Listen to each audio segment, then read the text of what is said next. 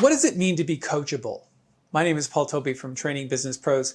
Thanks for joining me. We're going to talk about the concept of coachable and what it actually means. Now, if you're not coachable, there's a very good chance that you have not succeeded in life the way that you should be succeeding, because being coachable is one of the most important aspects of success. And in this video, I'm going to share with you 7 very important things that you not only need to be aware of, but you need to practice all the time in order to make yourself coachable and in order to be successful. Let's get started.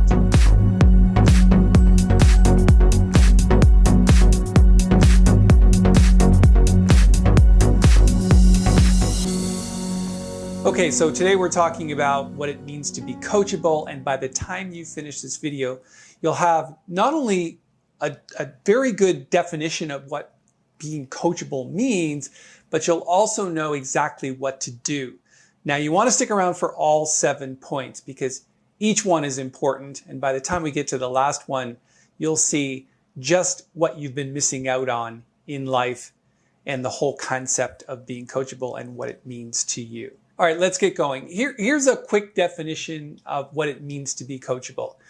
It means that you are taking advice from people who have done or succeeded in what you want to do. Now, many people do not do this. Many people who try in life, they use the most popular method, which is trial and error.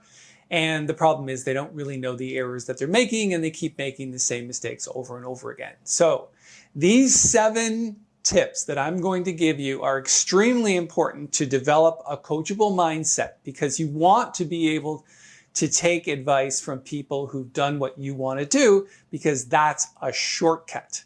All right, let's get going with number 1. The first thing is, if you're going to be coachable, you need to keep an open mind. Now, that simply means that you don't have all of your other belief systems clouding up your mind. You listen and you be open to the information that you're receiving. Try not to judge the information. Try not to go, oh, I don't believe that that's true. Just keep an open mind until you hear that person or that book or that video out. In other words, if you're listening to this video, you might want to just keep an open mind, because maybe you don't have the same experience that I do, and it's a good idea to keep an open mind so that you go, oh, that may or may not make sense today, but it may make sense down the road. So first and foremost, keep an open mind. It means you're open to a world of all possibility. Let's move on to number 2. So most of us have what we call limiting beliefs. That means that the way that we were raised and the media that we listen to and the people that we hang out with and our teachers and our mentors, they transfer their belief system onto you. For example, I grew up in the it'll do family. We never had anything new because used and old and worn, it'll do. And we developed this poverty mindset, and that is a belief system. We believe that you have to work hard to get ahead, although it didn't seem to matter how hard we worked, and believe me, we worked hard individually and as a family, and we didn't seem to get very far.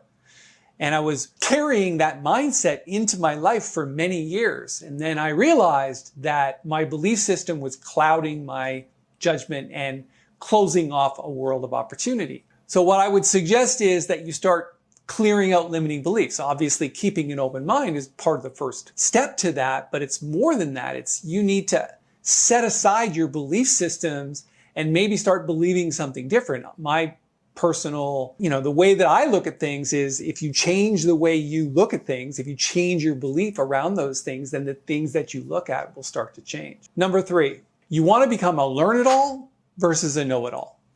Now, I think you understand the difference between the two. A know-it-all is someone who claims to know everything. They've got an opinion. They've got lots of things to say about that, but they don't actually have any real-world experience.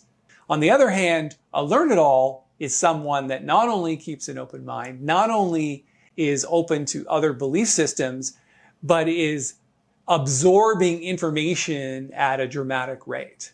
That's what I did in midlife when I started to learn new things and got a new real book. I started absorbing other people's belief systems and learning as much as I could, because the belief system that I was given and the information I was given didn't create the kind of success that I really wanted in my life.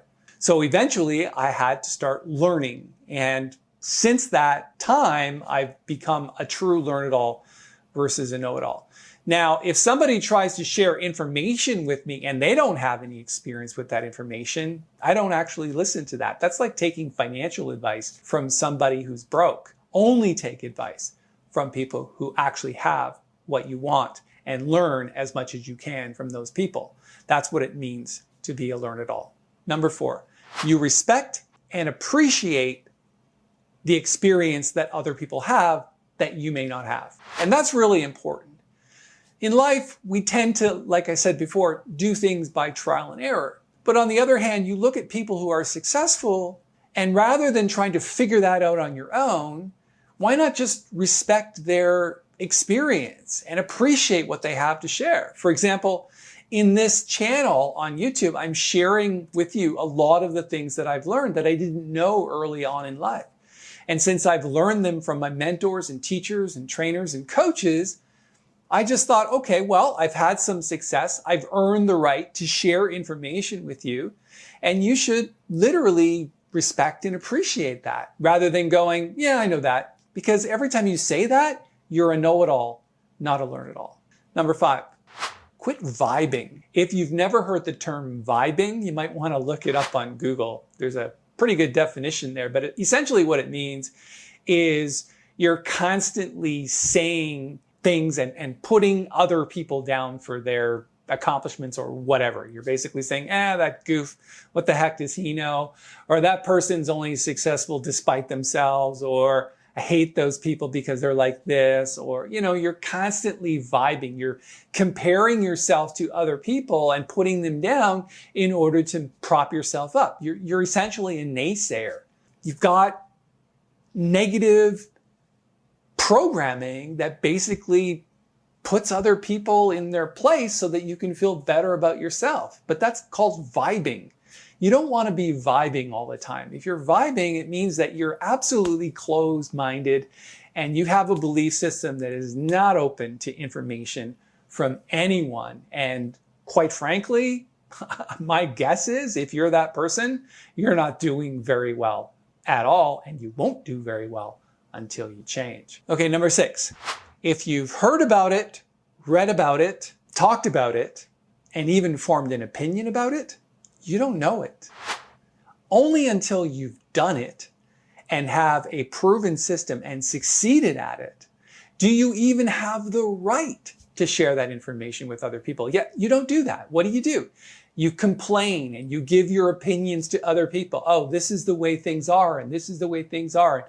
You'll find plenty of evidence in your reality to prove that that's true. But for the people that have actually succeeded, they don't believe the same things that you do. They believe a very different story and a very different mindset that created their results. And so just hearing about something and talking about it and complaining about it and forming opinion about it, that doesn't help you at all. What you actually need is advice and guidance from people who've actually done what you want to do. I've talked about that a few times in this video. So again, keep your opinions to yourself for the most part, because they're not valuable to anyone, and all you're doing is you're hurting the people around you with a bunch of opinions that don't really matter. All right, finally, let's move on to number 7.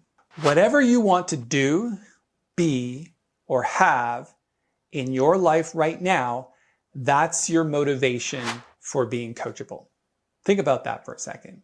Whatever it is that you don't have, that you want, you're going to have to learn how to get those things. And yeah, you can keep going with your current belief system, and you can keep going with your trial and error system, and you can keep doing the same things you're doing now, day after day.